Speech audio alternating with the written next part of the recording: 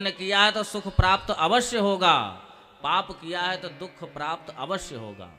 मान लो अगर भगवान की पूजा कर रहे हैं महाराज, खूब भजन पूजन कर रहे हैं, पर हमें भगवान की कृपा नहीं हो रही है, हमारे दिन अच्छे नहीं आ रहे, हमने बड़े व्रत कर लिए हैं, तो आप ये समझ जाओ कि आपके दिन बहुत अच्छे आने वाले हैं।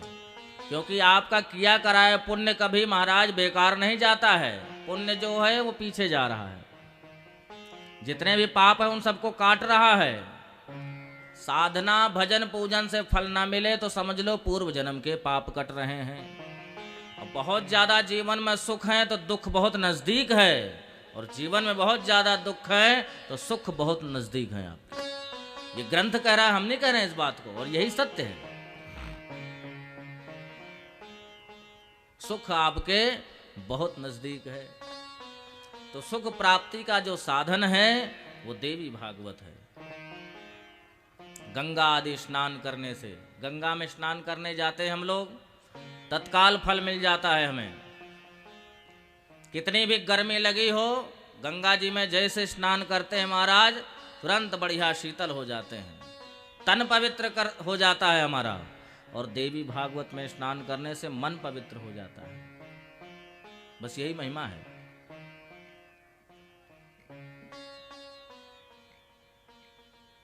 सर्व कल्याणकारी महिमा। भैया देखो, कोई भी वस्तु हो, अपनी चीज की हर कोई प्रशंसा करता है, अपने बच्चे की हर कोई प्रशंसा करता है। हम लोग जब गंगा स्नान करते हैं तो 3 फल हमें तत्काल प्राप्त हो जाते हैं। गंगा कहाँ से प्रकट हुई हैं? भगवान के चरणोदय से प्रकट हुई हैं, विष्णुपदी हैं। और जो ये कथा है ये भगवान के मुखारविंद से प्रकट हुई है।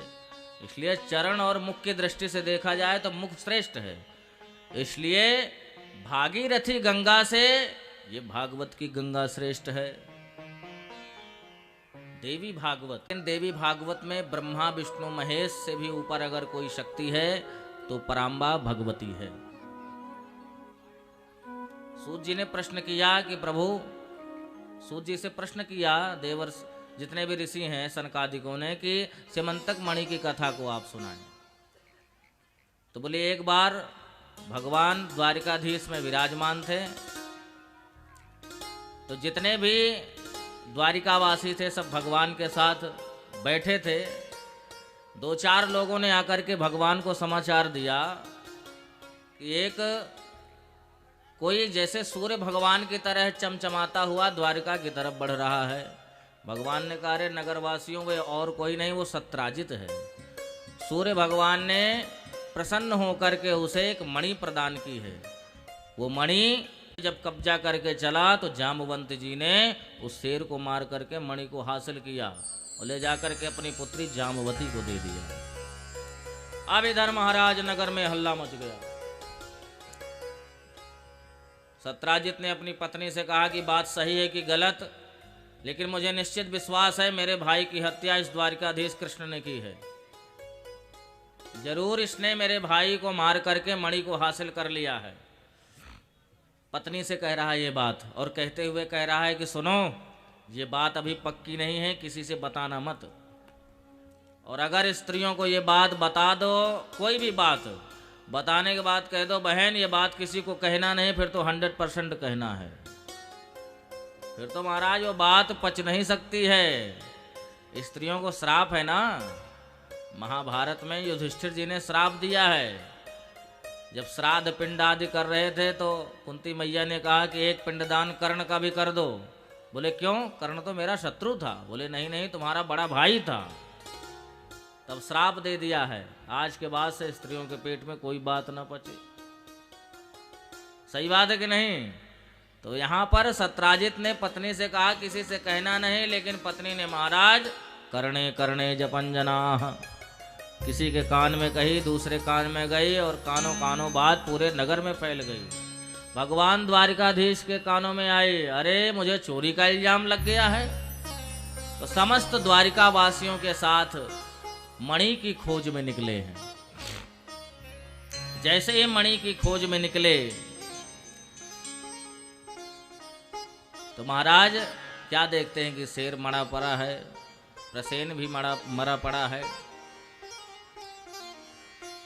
चिन्हों का अन्वेषण करते हुए आगे गए तो गुफा में पहुंच गए। गुफा में जैसे ही पहुंचे, पुत्री ने संकेत किया पिता को, जामवंत जी ने आकर के भगवान की छाती में 2 मुक्के मार दिए। हाँ, ये किसी का गिरा हुआ है भाई। हाँ, सोने चांदी भी गिरने लगे हैं अब कथा में। तो ये किसी का गिरा है, जिसका भी है वो आकर के व्यास गद्दी से ले जाए।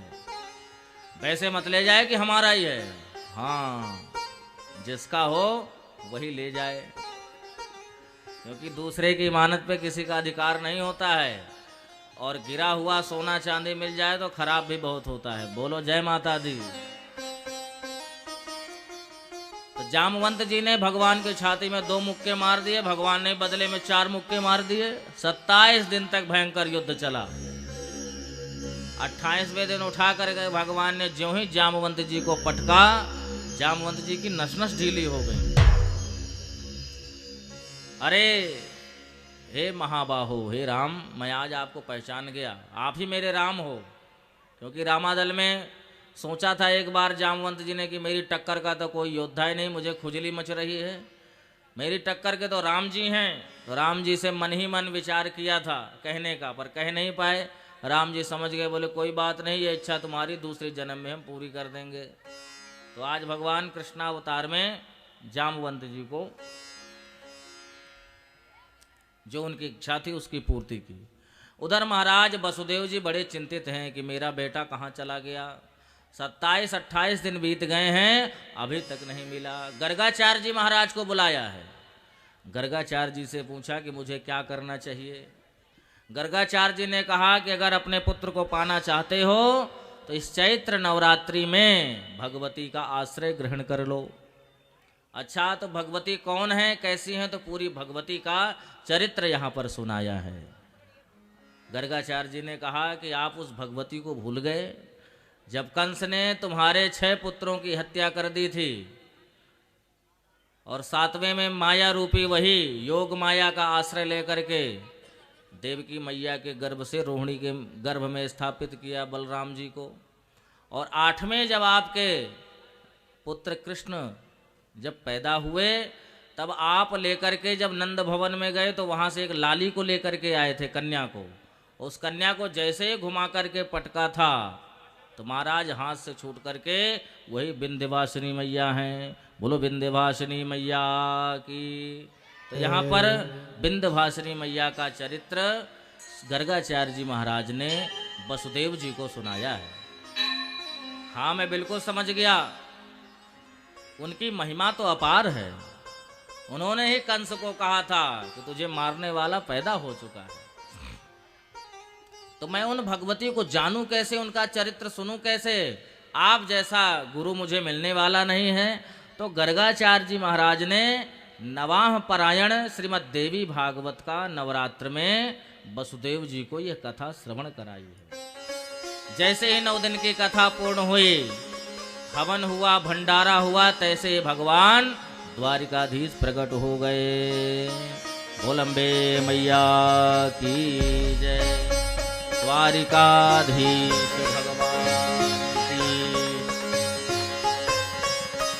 आइए हम सभी लोग भगवती का गुणगान करते हुए आरती की ओर चलते हैं, क्योंकि हमें नहीं अच्छा लगता कि हम आपको कथा सुनाएं और आप उधर से खाते जाएं, राम नाम सुनते जाएं। 2 काम एक साथ नहीं होते हैं। हाँ, अभी सुनाते पर यहीं स्टॉप कर देंगे। आप लोगों के भैया ऐसे ऐसे नखरे हैं कि हमें कथा स्टॉप करनी पड़ रही है। बोलो जय माता दी। हाँ, तो आइए भगवती के गुणानुवाद श्रवण करके आरती और प्रसाद लेकर के अपने अपने घर को जाइए। और कल ठीक 1:15 बजे ये जो लाइव हो रहा है, ये हमारे चैनल पे लाइव हो रहा है। हमारे चैनल का नाम है आचार्य नंदलाल जी। उसे आप सब्सक्राइब करें, आप घर में भी सुन सकते हैं। क्या क्या सुनोगे, देख सकोगे कि मैंने कितने केले खाए, कितनी बोतल पानी पी। हाँ, बोलो राधे राधे।